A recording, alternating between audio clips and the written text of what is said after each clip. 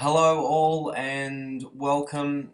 This video is going to be on the third communications theory that we look at as part of our media influence unit.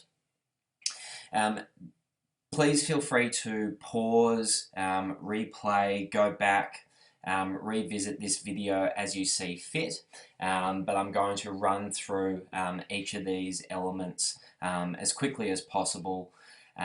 So please just watch, and yeah, you can pause and rewind as you see fit. So this theory of communication is called the reinforcement theory. It first came about in the 1960s, and a key figure in putting this theory together was a guy called Joseph Klapper. So we've looked at different theories in the past, and we're going through them in chronological order. We remember that the hypodermic needle theory that suggested that the media has great power came in the 20s and the 30s. And then after that, uses and gratifications theory came about because obviously there were flaws in the hypodermic needle theory. So the instant reaction to that was, okay, well, if you can't prove that the media has great power, the media must have no power at all. So they did the complete opposite.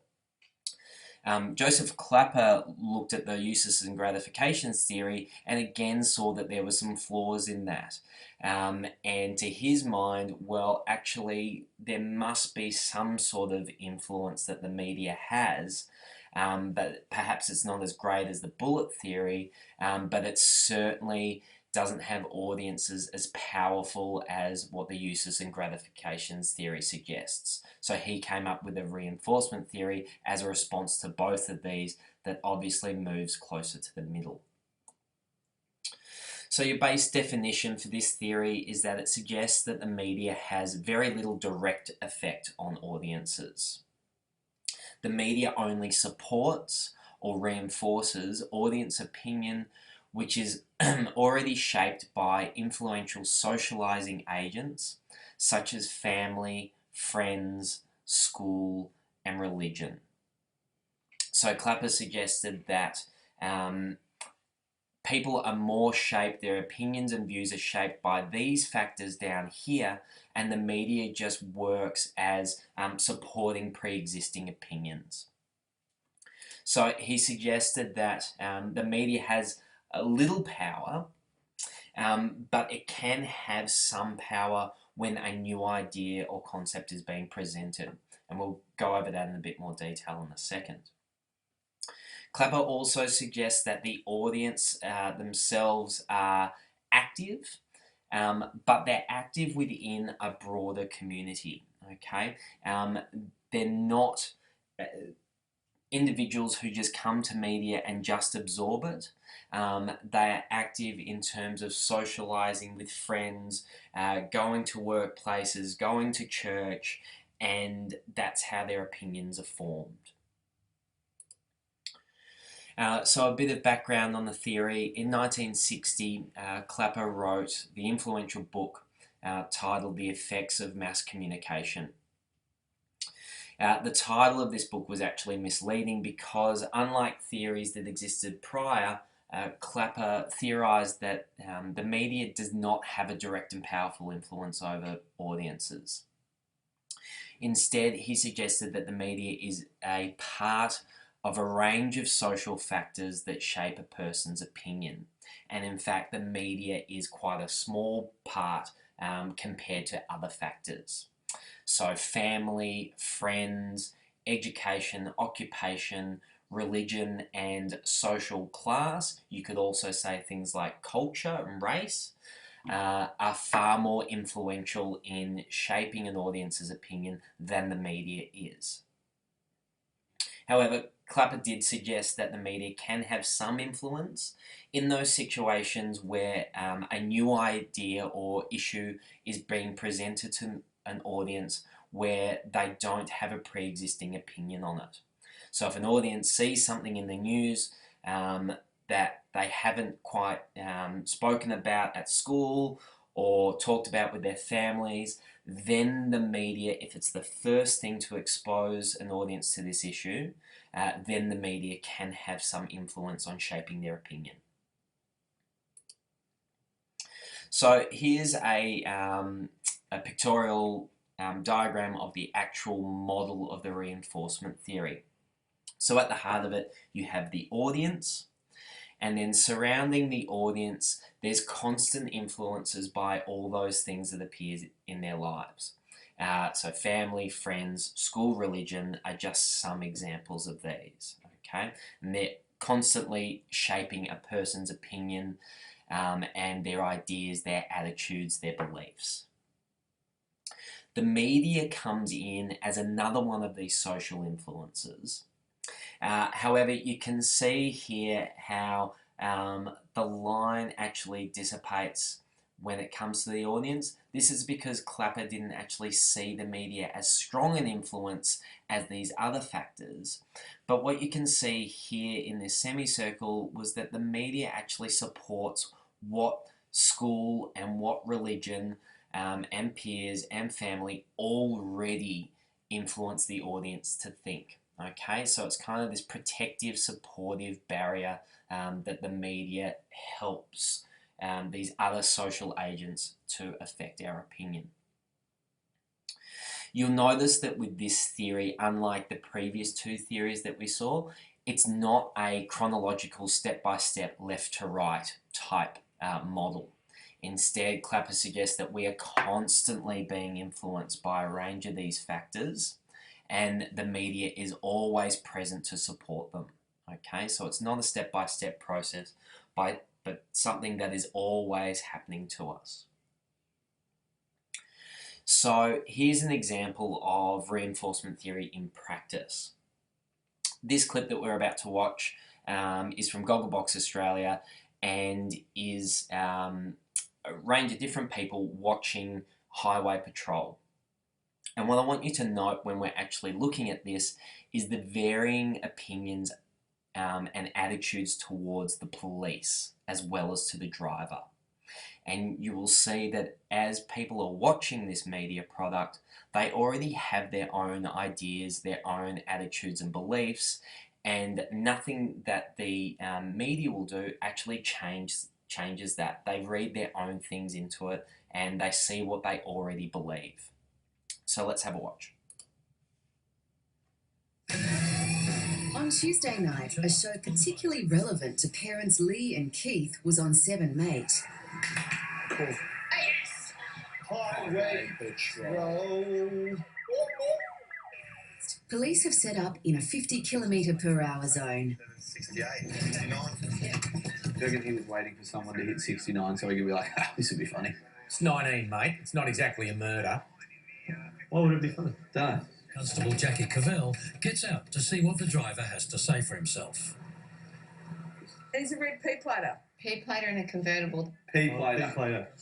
In a Beamer. This would be awesome. Back there on Carroll Road, you know it's a 50 zone? No. No. Nah. You on any sort of medication or drugs at the moment? Nah. Nah. No. Oh my God. Okay. There's 3 demerit points. Yeah, that's what I just said. Yeah, I thought you said 8. If you want to listen. Yeah, calm down.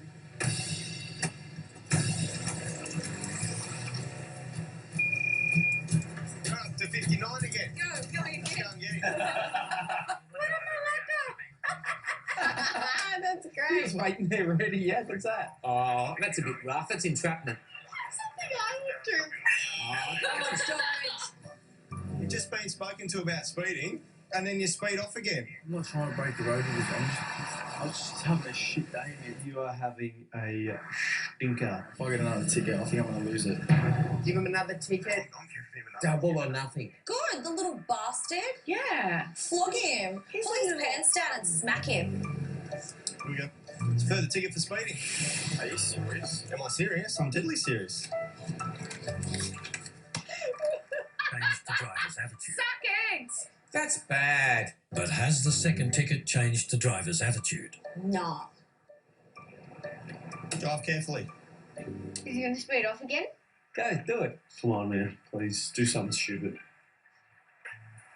Nah, nice and slow. Yeah, he's doing Yui. Is a Yui illegal? Give him another ticket. What a dick. He's a little shit. He might get his own show out of this. Oh, let's hope so. I love it when you make stupid people famous.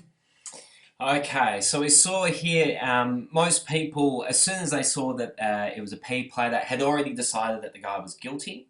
However, there was that one dad who was immediately sympathetic to the driver. Okay, so perhaps he has in his own past had bad experiences with the police. So you can see that he's already predisposed to have a negative reaction to the police, okay? Where he says things like, oh, it's only 19 over the speed limit, it's not like it's murder. So you can see there that nothing that the media could have done would change those people's already existing opinions, and in fact they supported all of their opinions. So those prejudices against P-platers and that father's prejudice against the police. So as far as Joseph Klapper goes, the evidence that he collected was out of a number of different studies conducted by other people. It's what we would call a meta-analysis, where he actually collects research from others and puts it together to form his own theories. Mostly reinforcement theory was based on qualitative data.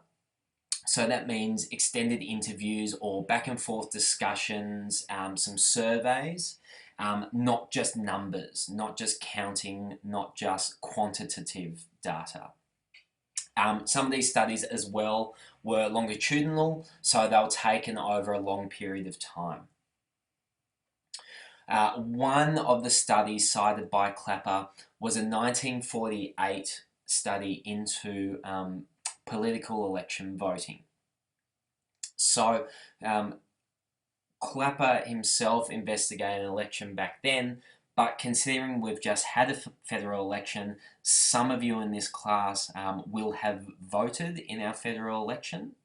And I want you to think about what it was that actually influenced your decision.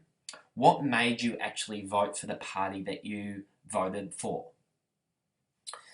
And while you're thinking about that, what Klapper concluded was in this 1948 study, and then a similar study taken much later in 1991, it revealed that the most influential factor on a person's political orientation or political opinion, which party they would vote for, was actually family. In the 1948 version, one respondent even said that he was voting the way that he was because his grandfather would skin him alive if he voted for a different party. So think about if you did vote in this past federal election, or perhaps if some of the girls around you, if some of your friends voted, maybe ask them what made them vote for whoever it was that they voted for. Rarely will they say, oh, this one TV ad that I saw in the media made me think that I would vote for this party over all the others. Chances are that it was through discussions with family and friends that they came to the decision that they came to. Another study supporting reinforcement theory was actually centered around our old friend Archie Bunker in All in the Family. Audiences were interviewed, and those who already held the same bigoted views that Archie did, they actually didn't realise that we're supposed to laugh at Archie. Instead, they were still laughing, but they were laughing because they thought he was right. They were laughing at his jokes. They thought that we as an audience were meant to laugh with him. So whether you were against Archie's beliefs or with Archie and his beliefs, you still enjoyed the program, but it simply supported or reinforced your already existing ideas. So think about that. Think about the laughing track as we watch this clip where Archie is at his best sexist and racist self, where his doctor is both black and female. Okay, so you can see that people were laughing no matter what Archie was saying. Some of them would have been laughing with him, but most would have been laughing at him. So either way, it supported or reinforced their existing view. So finally, we'll look at some criticisms of reinforcement theory, of which there are actually many.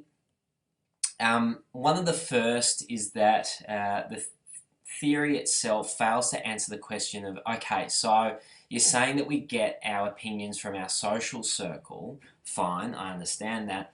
But then where does our social circle get their opinions from? Okay, so where does the media fit in terms of this? Continuing on from that, if beliefs are shaped by existing institutions such as family, school, and religion, what explanation is there for when there is times of social change or change in beliefs? So it doesn't actually explain if we think about the rise of supporters of marriage equality in Australia at the moment. If we were just shaped by the beliefs of our family, school, and religion, those traditional values, how come we're now at this point of social change where we are possibly voting for marriage equality? Another criticism is that reinforcement theory doesn't explain the nature of media influence when presenting an idea, only that it has some influence. So Klapper went into great detail to say, no, the media is just part of one of these many factors that shape influence. Oh, by the way, it does shape people's opinions when presenting a new idea. Oh, really, Joseph? How's that? I don't know. So he didn't really go into much detail other than saying it just has some influence. Another one, this is quite a key criticism. You'll notice through all of our theories that there's often criticism about the methods of research that were conducted. So whenever you use qualitative data, it requires interpretation by the researcher. Okay, so if you're interviewing someone, it's actually the researcher who decides to pull out the most important parts of that interview. This may actually result in bias. If you've got something to prove, then obviously you're going to look for examples in a research participant's response to support your ideas. So there can be quite a bit of bias when analysing qualitative data. Finally, this theory came about in the 1960s. Since then, some social institutions, particularly the church, but others as well, family is less of an influence now than what it used to be. Neighbourhoods, local community are less of an influence than what they used to be. So they've lost prominence over the years.